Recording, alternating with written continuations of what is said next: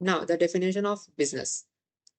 Input, any economic resource. We have 3 points: input, process, and output. We need to understand it before finding whether that is a business or not. Okay.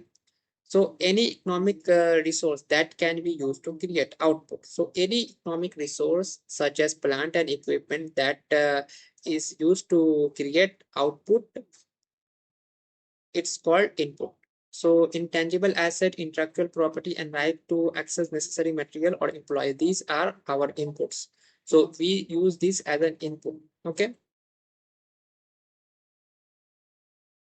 Now the process is any system, a standard, protocol, convention, or rule that together with input has the ability to create to the creation of output. So any system, standard, protocol, convention, or rule that together work with input has ability to create the output. So it has the together with input, and it has the ability to create outputs that call process. Process, like example, operational process or intellectual capacity of workforce. Now the output may be the provision of goods or service to customer, generation of investment income or other operating income.